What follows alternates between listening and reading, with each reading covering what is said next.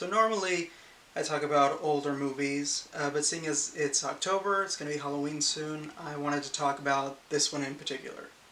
So I'm a big Rob Zombie fan. I love his movies, I love the music, pretty much everything he's done I've been a fan of. And I know he's a big Munsters fan. So when I heard that he was making a Munsters movie with Universal, I got really excited, and I thought that he was the perfect choice. And when he started on revealing the cast list, I thought they were great. He stuck with the cast of actors that he normally uses. We started seeing more pictures of like the sets they were building. Everything looked great. I was really excited to see how this was going to turn out. When the trailer came out, I admit, I, like a lot of people, was kind of taken back. I thought, oh, I thought this was going to be like a movie. And when I saw that trailer, I saw it on my phone. So I'm just like, okay, small screen, probably not the best way to look at it. But the more and more I saw it, I was just like, okay, so he's such a hardcore fan that he's actually going to try to make this movie look like a sitcom. Like a single camera setup and everything. And I just thought like, okay, well, now that I know that that's what it's going to be, I'm still really excited. I thought like, okay, that's cool. I was still really excited to see how it was going to turn out. So finally, um, also, actually, I don't know if most people know this or knew about this, but this wasn't the big Universal, production. This was a Universal 1440 Entertainment production. And that is the small branch that does the direct-to-video, really cheap direct-to-video movies, that they've been doing. So that explains that. I don't know if most people knew that or not. Regardless, I was still really excited, and I finally got to see it. And overall, I really enjoyed it. I thought it was a really funny movie. So in this movie, it focuses on Herman and Lily meeting and falling in love, much to the dismay of Lily's father, the Count. There's also this little subplot that follows the Count's son, Lester, who is trying to get him to sell his castle to this fortune teller named Zoya to settle like his debt. So you have those two, stories going on, and kind of from the beginning, you know where it's going to go. It's a very predictable movie, but much like the show, you don't watch it for the plot. You watch the Munsters because you like these characters. And for me, that's what this movie really nailed. Like I said, I really like the cast that they chose.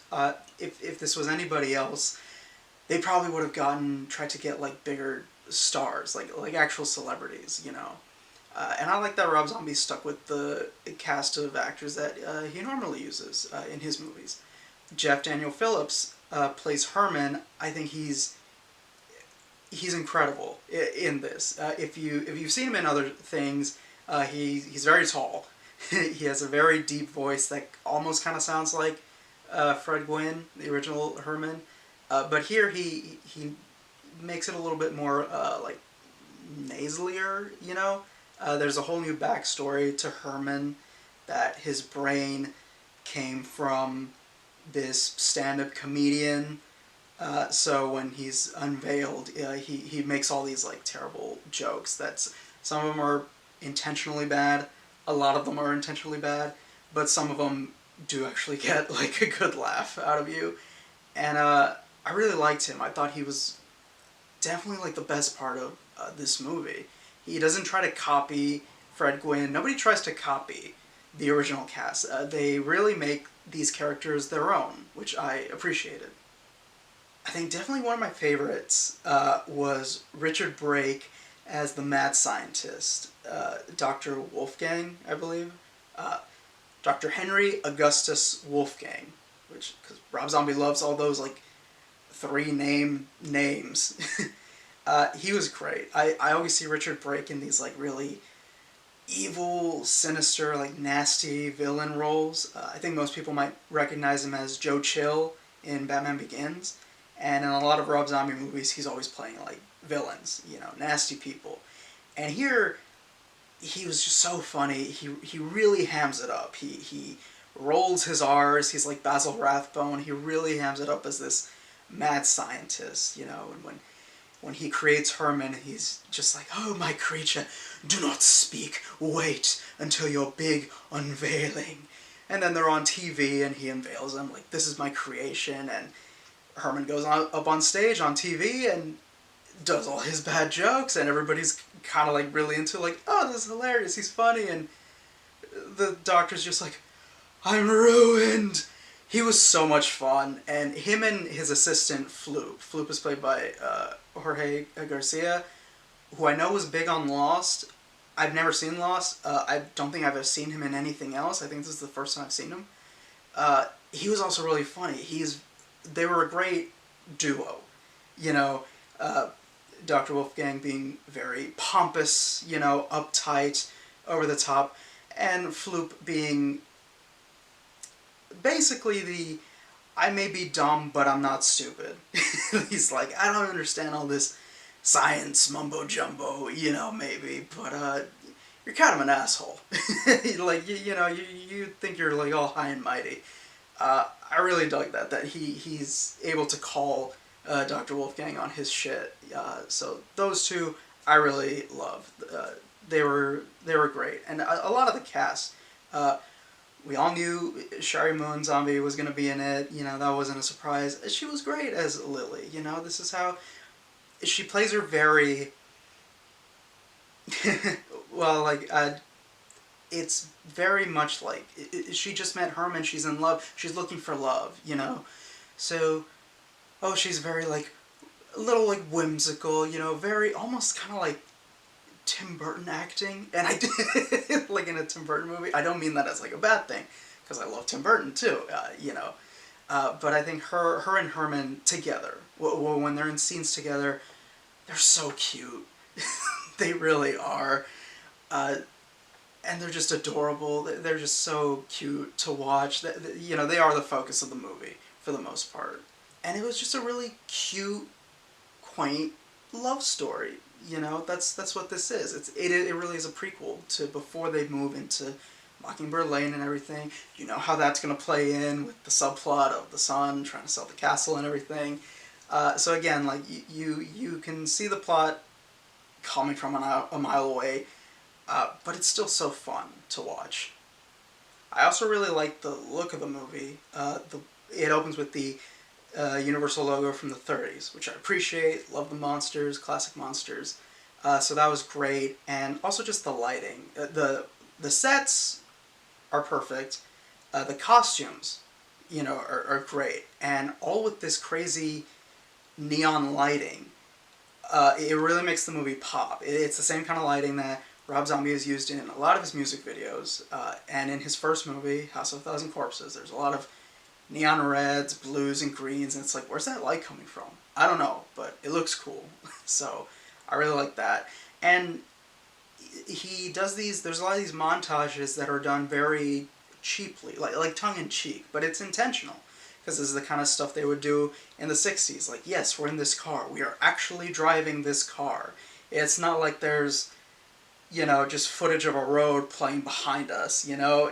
So it's that kind of stuff, and it fits with Rob Zombie's guerrilla filmmaking. You know, he does things very small and, you know, kind of fast, so it really fits with, like, his style, which I loved. And again, with the color is just beautiful.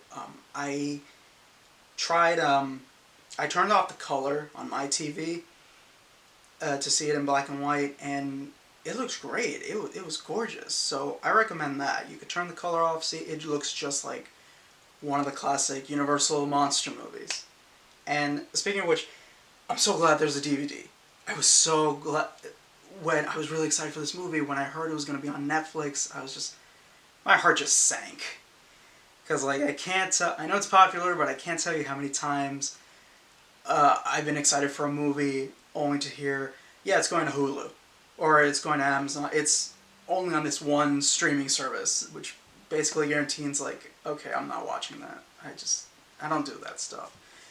I like owning a movie, watching it whenever I want, paying a one-time fee, and Rob Zombie does a lot of great special features. There's a great commentary on this one. He does great director's commentary, and I get to put it on my shelf with all the other Rob Zombie movies. So my collection is complete.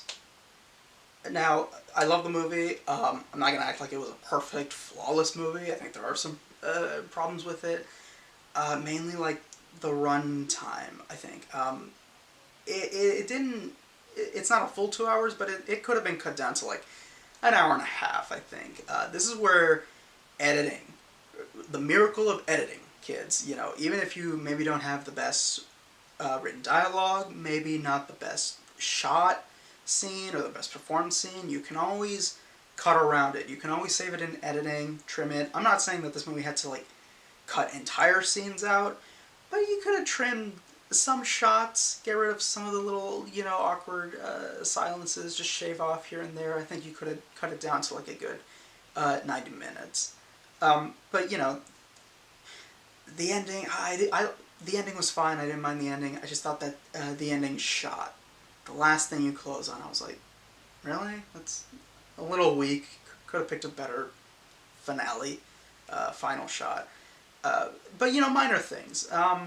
It doesn't ruin the enjoyment for me. I still really dug the movie, and I would love to see a sequel. I actually really would. I'd love to see... We don't get to see Marilyn. We don't get to see Eddie. So it really is a prequel to all that stuff. I'd like to see, how does Rob Zombie do Eddie Munster? How does he do Marilyn Munster? I'd love to see a sequel kind of done like this and make it more in the vein of the show. I know the internet didn't. If the internet doesn't like something, it makes it abundantly clear.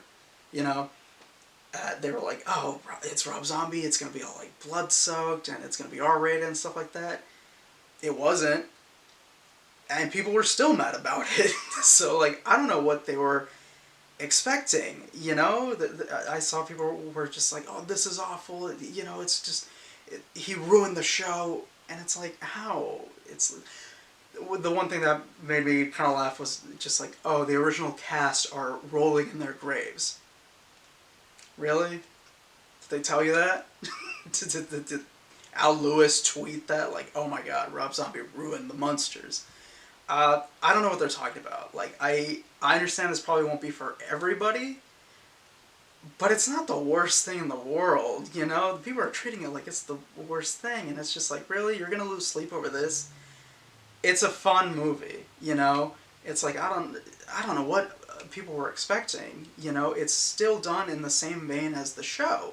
It's very campy, it's cartoony, it's the same thing, And it really gets you in the mood to watch the show and to watch all the other old Universal monster movies that can never be a bad thing. So it's very family friendly. So, like, everybody can watch it. It plays to all audiences. There's nothing raunchy in this. It's not dirty or anything like that. Totally clean. Very fun for everybody. It's a fun movie for Halloween. It wasn't the big cinematic adaptation like I thought it was going to be, but it's clear that this is a very fun movie made with a lot of love and affection from Rob Zombie. So that's it. I just wanted to talk about it because everybody was shitting on it, and I'm just like, come on, I can't be the only one, who loves it. I'm sure other people do too. But check it out, enjoy it, and happy Halloween.